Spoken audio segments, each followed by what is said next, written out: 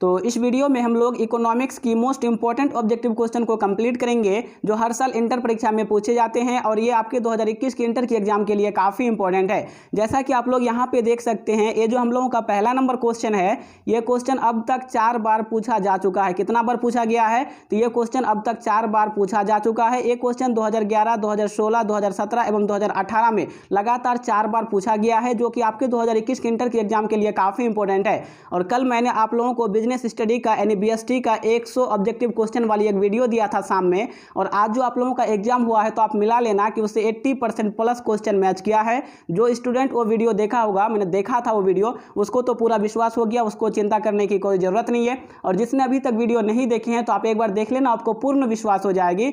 और यदि आप आज की इस वीडियो को कंप्लीट देख लेते हैं ना, तो मैं आप लोगों को गारंटी के साथ कह सकता हूं कि आप 50 में 50 मार्क्स गारंटी लाओगे ऑब्जेक्टिव में ये आप लिख के ले लीजिए। तो आप लोग वीडियो को पूरा जरूर देखना। साथ ही साथ यदि वीडियो में नए हो तो प्लीज़ चैनल को सब्सक्राइब करके बेल आइकन को प्रेस कर दीजिए, जिससे हमारी हर नए वीडियो का नोटिफिकेशन आपको सबसे पहले मिले और आप उन वीडियो को सबसे पहले देख पाएँ। तो चलिए आज की इस वीडियो को हम लोग स्टार्ट करते हैं।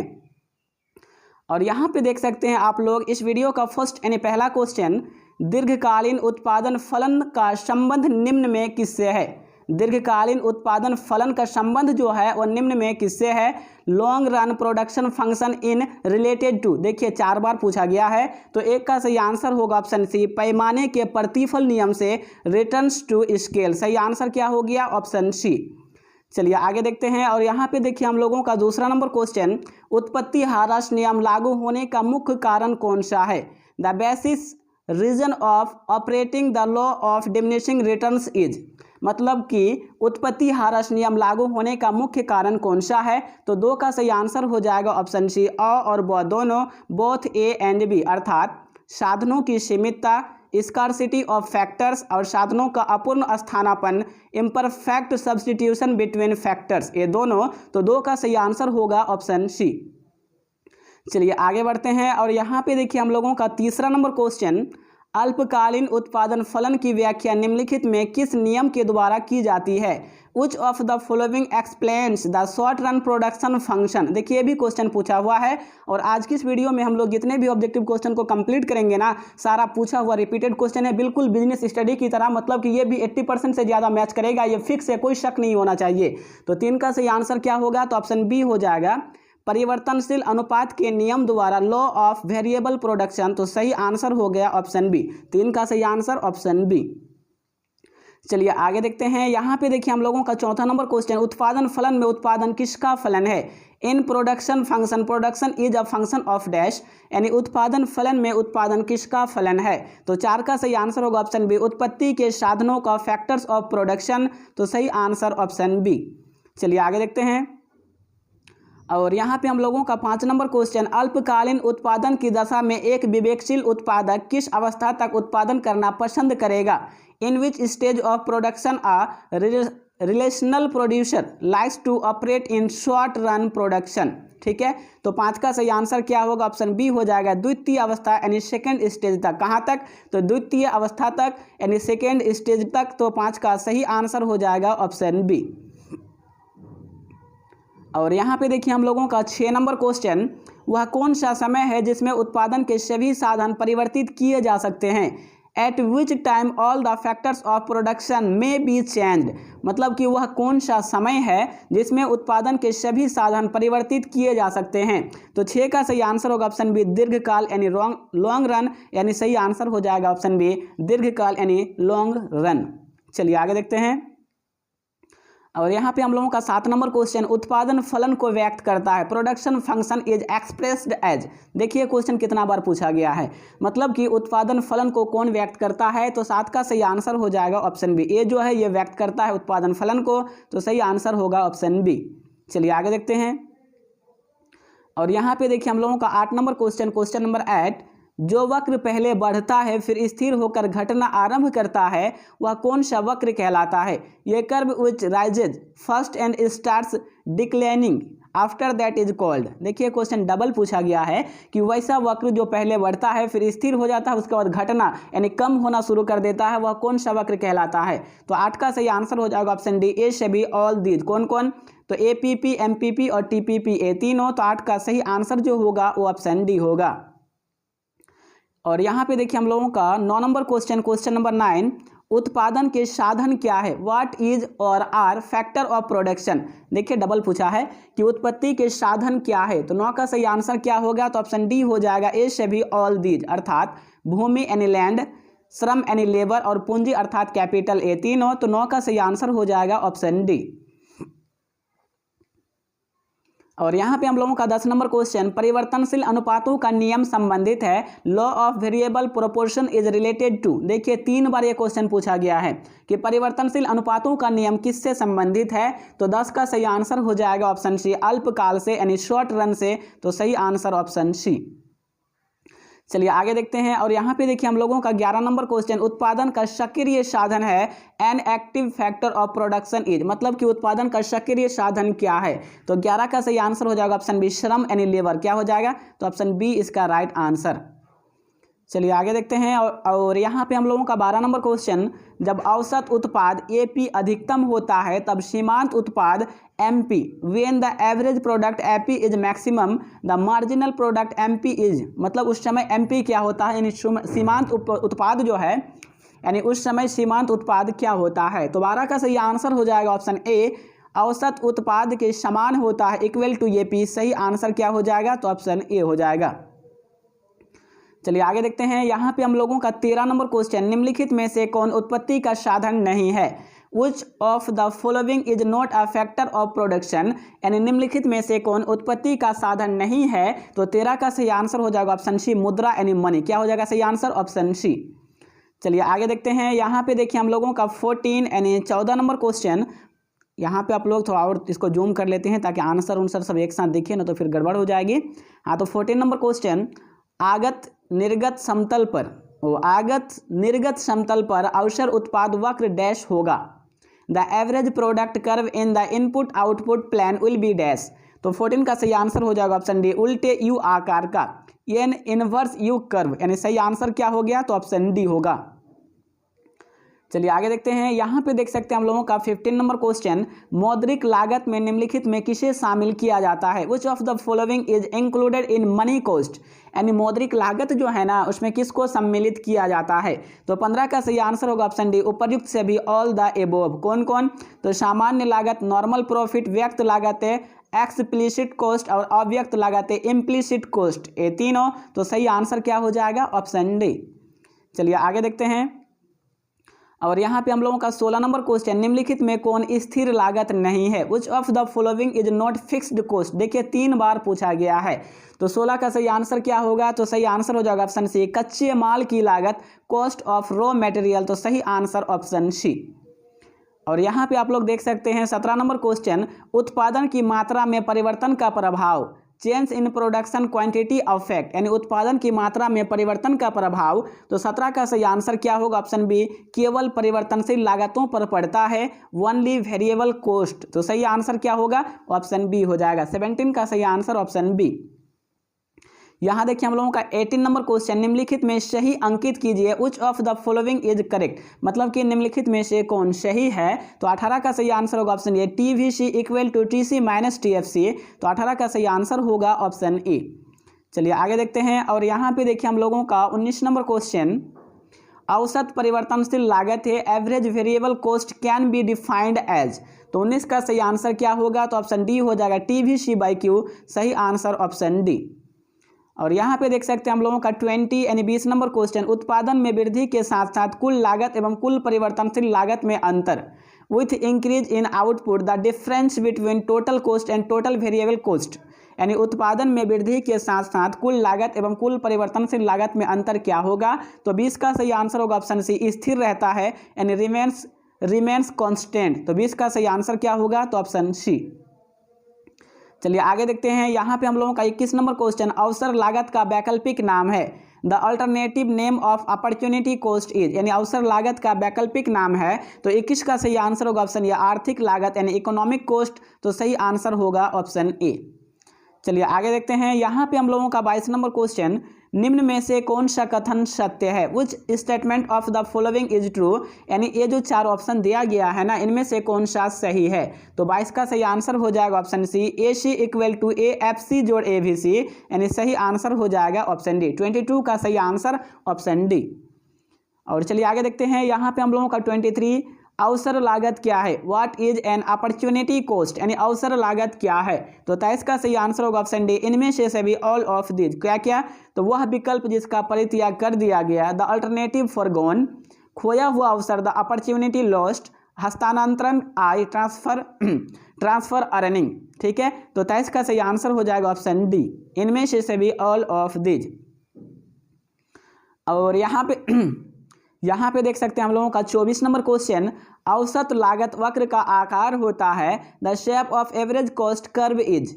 तो 24 का सही आंसर क्या होगा? तो ऑप्शन ए हो जाएगा, यू अक्षर जैसा, यू शेप्ड, यानी सही आंसर हो जाएगा ऑप्शन ए। और नेक्स्ट हम लोगों का 25 यानी 25 नंबर क्वेश्चन, उत्पादन की 5 इकाइयों की औसत स्थिर लागत 20 रुपया है, 5 इकाइयों की औसत प्रतिवर्ती लागत 40 रुपया है, 5 इकाई की औसत लागत कितने होगी? तो 25 का सही आंसर क्या होगा? तो ऑप्शन डी हो जाएगा 60 यानी 60 रुपीज़। तो सही आंसर हो जाएगा ऑप्शन डी। चलिए आगे देखते हैं। यहाँ पे इसको थोड़ा मैं जूम कर लेता हूँ ताकि पूरा देखें, छोटा किए थे ना उसके बाद बड़ा करे ही नहीं अभी तक। तो 26 नंबर क्वेश्चन, MR प्रदर्शित किया जाता है, MR इज शोन एज, यानी MR प्रदर्शित किया जाता है। तो 26 का सही आंसर होगा ऑप्शन ए, डेल्टा TR बटे डेल्टा Q। तो सही आंसर होगा ऑप्शन ए। और यहाँ पे देखिए हम लोगों का 27 नंबर क्वेश्चन, किस बाजार में AR इक्वल टू MR होता है? In which market AR equal to MR, मतलब कौन सी ऐसी बाजार है जिसमें AR और MR बराबर होता है? तो 27 का सही आंसर होगा ऑप्शन डी, पूर्ण प्रतियोगिता यानी परफेक्ट कंपटीशन। सही आंसर होगा ऑप्शन डी। और यहाँ पे देखिए हम लोगों का 28 नंबर क्वेश्चन, पूर्ण प्रतियोगिता में, इन परफेक्ट कंपटीशन यानी पूर्ण प्रतियोगिता में। तो 28 का सही आंसर होगा ऑप्शन ए, AR बराबर MR। पूर्ण प्रतियोगिता में क्या होता है? तो AR और MR दोनों बराबर होता है। तो 28 का सही आंसर होगा ऑप्शन ए। और यहाँ पे देखिए हम लोगों का 29 नंबर क्वेश्चन, पूर्ति निम्नलिखित में किससे जुड़ी होती है? Supply is associated with dash, मतलब पूर्ति जो होती है ना वो निम्नलिखित में से किससे जुड़ी होती है? तो 29 का सही आंसर होगा ऑप्शन सी, और ब दोनों, बोथ ए एंड बी, अर्थात किसी समय की अवधि ए टाइम पीरियड और कीमत यानी प्राइस ए दोनों। तो 29 का सही आंसर होगा ऑप्शन सी। और यहाँ पे देखिए हम लोगों का 30 नंबर क्वेश्चन, वस्तु की पूर्ति के निर्धारक घटक कौन से हैं? Determining factor of supply of good is, यानी गुड्स इज, यानी वस्तु जो है उसकी पूर्ति के निर्धारक घटक कौन से हैं? तो 30 का सही आंसर होगा ऑप्शन डी, उपर्युक्त से भी ऑल द एबव। कौन कौन? तो वस्तु की कीमत प्राइस इज गुड्स, संबंधित वस्तुओं की कीमत प्राइस ऑफ रिलेटेड गुड्स, और उत्पादन साधनों की कीमत price of factor of production, ये तीनों। तो इस 30 का सही आंसर क्या हो जाएगा? तो ऑप्शन डी होगा। चलिए आगे देखते हैं। और यहाँ पे हम लोगों का 31 नंबर क्वेश्चन, निम्नलिखित में कौन सा कथन सही है? Which of the following statement is true, यानी निम्न में से कौन सा कथन जो है वो सही है? तो 31 का सही आंसर होगा ऑप्शन डी, उपर्युक्त सभी ऑल द एबव। कौन कौन? तो वस्तु की कीमत एवं उसकी पूर्ति के बीच सीधा संबंध होता है, price and quantity have direct relationship, पूर्ति वक्र बाएं से दाएं ऊपर की ओर उठता है, supply curve rises from left to right, पूर्ति को अनेक तत्व प्रभावित करते हैं, supply is affected by many factors. तो 31 का सही आंसर क्या होगा? तो 31 का सही आंसर हो जाएगा ऑप्शन डी। और नेक्स्ट हम लोगों का 32 नंबर क्वेश्चन, पूर्ति में कमी के निम्नलिखित में कौन से कारण है? The reason of decrease in supply is, मतलब पूर्ति जो है उसमें कमी के निम्नलिखित में से कौन से कारण हैं? तो 32 का जो सही आंसर होगा ऑप्शन डी हो जाएगा, उपर्युक्त सभी ऑल द एबोव। कौन कौन? तो उत्पादन लागत में वृद्धि, इंक्रीज इन प्रोडक्शन कॉस्ट, स्थानापन्न वस्तुओं की कीमत, increase in price of substitutes, और उद्योग में फर्मों की संख्या में कमी, fall in number of firms in the industry. तो 32 का सही आंसर क्या होगा? तो ऑप्शन डी हो जाएगा। चलिए आगे देखते हैं। और यहाँ पे हम लोगों का 33 यानी 33 नंबर क्वेश्चन, पूर्ति अपने लिए मांग स्वयं ही उत्पन्न कर लेती है, यह कथन किसका है? Supply creates it's on demand, who said it? तो 33 का सही आंसर क्या होगा, तो ऑप्शन ए हो जाएगा प्रोफेसर JB से, यानी सही आंसर हो जाएगा ऑप्शन ए। चलिए आगे देखते हैं और यहाँ पे देखिए हम लोगों का 34 नंबर क्वेश्चन, जब कीमत में थोड़ा सा परिवर्तन होने पर पूर्ति में ज़्यादा वृद्धि हो जाए तो पूर्ति का स्वरूप निम्नलिखित में कौन सा होगा। When supply increase more with a result of small increase in price, the nature of supply will be। तो 34 का सही आंसर क्या होगा, तो सही आंसर हो जाएगा ऑप्शन ए लोचदार यानी इलास्टिक। तो 34 का सही आंसर होगा ऑप्शन ए लोचदार यानी इलास्टिक। चलिए आगे देखते हैं और यहाँ पे देखिए हम लोगों का 35 नंबर क्वेश्चन, यदि किसी वस्तु की कीमत में 40% की वृद्धि हो परंतु पूर्ति में केवल 15% की वृद्धि हो, ऐसी वस्तु की पूर्ति होगी। If the price of the goods rises by 40% and supply increase by only 15%, the supply of goods will be dash। मतलब कि क्या होगी। तो 35 का सही आंसर क्या हो जाएगा, तो सही आंसर हो जाएगा ऑप्शन सी बेलोचदार यानी इन इलास्टिक। क्या होगी, तो बेलोचदार होगी यानी इन इलास्टिक। तो सही आंसर होगा ऑप्शन सी। और यहाँ पे देखिए हम लोगों का 36 नंबर क्वेश्चन, अक्षों के केंद्र से निकलने वाली पूर्ति रेखा की लोच होती है। The elasticity of a straight line supply curve originated from. तो 36 का सही आंसर क्या होगा, तो 36 का सही आंसर हो जाएगा ऑप्शन सी इकाई के बराबर इक्वल टू यूनिटी। इकाई के बराबर इक्वल टू यूनिटी, यानी 36 का सही आंसर होगा ऑप्शन सी। चलिए आगे देखते हैं यहाँ पे हम लोगों का 37 नंबर क्वेश्चन, बाजार के निम्नलिखित में कौन सी विशेषताएं हैं।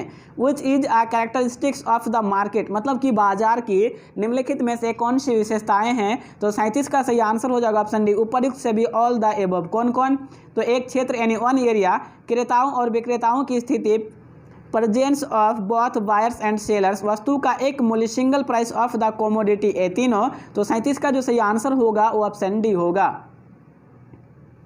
और नेक्स्ट हम लोगों का 38 नंबर क्वेश्चन, एकाधिकार बाजार किसे दर्शाता है। What does a monopolistic market shows. यानी एकाधिकार बाजार जो है ना वो किसे दर्शाता है। तो 38 का सही आंसर होगा ऑप्शन सी बाजार प्रवृत्ति यानी नेचर ऑफ मार्केट। तो 38 का सही आंसर हो जाएगा ऑप्शन सी। चलिए आगे देखते हैं और यहाँ पे देखिए हम लोगों का 39 नंबर क्वेश्चन, क्वेश्चन नंबर 39, बाजार स्थिति जिसमें वस्तु का केवल एक क्रेता होता है। Market situation where there is only one buyer is. मतलब बाजार की एक सेकेंड, मतलब बाजार की ऐसी स्थिति जिसमें वस्तु का केवल एक ही क्रेता होता है, खरीदने वाला एक ही होता है। तो इस 39 का सही आंसर हो जाएगा ऑप्शन बी मोनोपोली कहलाता। क्या होगा, तो मोनोपोली, यानी 39 का सही आंसर होगा option B.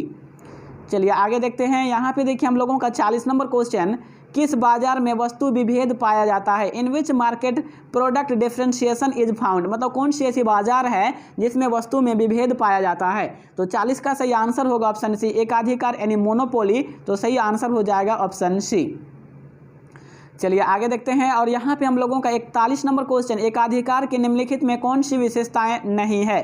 Which one is not a feature of monopoly. मतलब कि एकाधिकार का निम्नलिखित में कौन सी विशेषता नहीं है। तो 41 का सही आंसर हो जाएगा ऑप्शन ये एक क्रेता और अधिक विक्रेता, one buyer and many seller. तो सही आंसर क्या होगा, ऑप्शन ए। चलिए आगे देखते हैं और यहाँ पे देखिए हम लोगों का 42 नंबर क्वेश्चन, एकाधिकार के लिए निम्नलिखित में कौन सा कथन सही है। Which one of the following is true of monopoly. मतलब कि एकाधिकार के लिए निम्नलिखित में कौन सा कथन सही है। तो 42 का सही आंसर होगा ऑप्शन डी उपर्युक्त से भी ऑल द एबोव। फर्म कीमत निर्धारक होती है, फर्म इज प्राइस मेकर, मांग वक्र ऋणात्मक ढाल वाला होता है, डिमांड कर्व स्लोप डाउनवर्ड, कीमत विभेद की संभावना हो सकती है, प्राइस डिस्क्रिमिनेशन पॉसिबिलिटी अराइज। ये तीनों। तो सही आंसर क्या हो जाएगा, सही आंसर ऑप्शन डी होगा। चलिए आगे देखते हैं और यहाँ पे हम लोगों का 43 नंबर क्वेश्चन, एकाधिकारी प्रतियोगिता की निम्नलिखित में कौन सी विशेषता है। Which one is a feature of monopolistic competition. मतलब एकाधिकार जो है ना उसके निम्नलिखित में से कौन सी विशेषता है। तो 43 का सही आंसर होगा ऑप्शन डी उपर्युक्त से भी ऑल द एबोव। यानी विभेदीकृत उत्पादन, डिफरेंशिएटेड प्रोडक्ट, विक्रय लागतें, सेलिंग कॉस्ट और बाजार का पूर्ण ज्ञान, imperfect knowledge of the market. तो 43 का सही आंसर क्या होगा, तो ऑप्शन डी। चलिए आगे देखते हैं और यहाँ पे हम लोगों का 44 यानी 44 नंबर क्वेश्चन, जिस बाजार में स्वतंत्र प्रवेश तथा बहिर्गमन हो उसका नाम है। ये market in which there is free entry and exit the market is done. मतलब कि उस मार्केट का क्या नाम है। तो 44 का सही आंसर होगा ऑप्शन सी पूर्ण प्रतियोगिता का बाजार, परफेक्टली कम्पिटिटिव मार्केट। सही आंसर होगा ऑप्शन सी। चलिए आगे देखते हैं। और नेक्स्ट हम लोगों का 45 यानी 45 नंबर क्वेश्चन, पूर्ण प्रातियोगिता में क्या स्थिर रहता है? Which of the following remains constant is perfect. तो 45 का सही आंसर होगा ऑप्शन सी हो जाएगा, ए आर तथा एम आर दोनों बराबर होता है। ठीक है, पूर्ण प्रातियोगिता में क्या स्थिर रहता है? तो ए आर तथा एम आर दोनों, तो सही आंसर हो जाएगा ऑप्शन सी। 45 का सही आंसर ऑप्शन सी। और यहाँ पे देखिए हम लोगों का 46 नंबर क्वेश्चन, क्वेश्चन नंबर 46, एकाधिकृत प्रतियोगिता की धारणा को दिया है। The concept of monopolistic competition is given by. मतलब एकाधिकार की जो प्रतियोगिता है ना, इस धारणा को किसने दिया है? तो 46 का सही आंसर हो जाएगा ऑप्शन बी हो जाएगा, श्रीमती रॉबिन्सन ने मिस्टर रॉबिन्सन। इस क्वेश्चन में मुझे थोड़ा डाउट लग रहा है। अच्छा हाँ, सॉरी गलत हो गया। 46 का सही आंसर ऑप्शन बी होगा, चैम्बरलिन हो जाएगा। क्या हो जाएगा? चैम्बरलिन, यानी सही आंसर हो जाएगा ऑप्शन बी। चलिए आगे देखते हैं। यहाँ पे हम लोगों का देखिए 47 नंबर क्वेश्चन, निम्नलिखित में कौन पूर्ण प्रतियोगिता की विशेषता नहीं है? Which of the following is not a feature of perfect competition. मतलब कि निम्नलिखित में से कौन पूर्ण प्रतियोगिता की विशेषता नहीं है? तो 47 का सही आंसर होगा ऑप्शन सी, विज्ञापन तथा विक्रय लागतें, एडवर्टीजमेंट एंड सेलिंग कॉस्ट। ठीक है, ऐसा होगा, टी नहीं, सेलिंग कॉस्ट हो जाएगा। तो इस 47 का सही आंसर क्या हो जाएगा? तो 47 का सही आंसर ऑप्शन सी। और यहाँ पे देखिए हम लोगों का, इसको थोड़ा जूम आउट करते हैं और देखिए 44 यानी 48 नंबर क्वेश्चन, किस बाजार में औसत आय सीमांत आय के बराबर होती है? In which market is average revenue equal to marginal revenue. तो 48 का सही आंसर हो जाएगा ऑप्शन ए, किसमें? तो पूर्ण प्रतियोगिता यानी परफेक्ट कंपटीशन। पूर्ण प्रतियोगिता बाजार में, ठीक है, औसत आय और सीमांत आय दोनों बराबर होती है। तो 48 का सही आंसर होगा ऑप्शन ए। चलिए आगे देखते हैं। और यहाँ पे देखिए हम लोगों का 49 नंबर क्वेश्चन, विभेदीकृत उत्पादन विशेषता है। Differentiated product is a characteristics of. तो 49 का सही आंसर क्या होगा? ऑप्शन सी हो जाएगा, एकाधिकारी प्रतियोगिता एवं अल्प अधिकार दोनों, both monopolistic competition and oligopoly, ये दोनों। तो सही आंसर क्या हो जाएगा 49 का? तो सी हो जाएगा। चलिए आगे देखते हैं। और यहाँ पे देखिए हम लोगों का 50 नंबर क्वेश्चन, क्वेश्चन नंबर 50, समरूप उत्पाद विशेषता है। होमोजेनियस, ठीक है, homogeneous product is a characteristics of. तो 50 का सही आंसर क्या होगा? ऑप्शन ए हो जाएगा, केवल पूर्ण प्रतियोगिता, ओनली परफेक्ट कंपटीशन। तो 50 का सही आंसर ऑप्शन ए होगा। तो फ्रेंड्स, अब तक मैंने आप लोगों को 50 ऑब्जेक्टिव क्वेश्चन बता चुका। कितना बताया हूं? तो अब तक 50 बता चुका हूं। तो इस 50 में आपको कितने का आंसर याद था? कमेंट बॉक्स में जरूर कमेंट करें। और मैं आप लोगों को बता दूं कि ये हम लोगों का पार्ट 1 था, ठीक है। पार्ट 2 बहुत जल्द आ जाएगा। और यदि आ गया है तो यहाँ पे आप देख लीजिए, तो एक वीडियो शो कर रहा होगा। अगर ये यहाँ पे शो कर रहा है तो ये हम लोगों का पार्ट 2 है। तो इसे आप देख लीजिए, आपने पार्ट 1 को देख चुके हैं। चलिए मिलते हैं नेक्स्ट वीडियो में, तब तक के लिए बाय।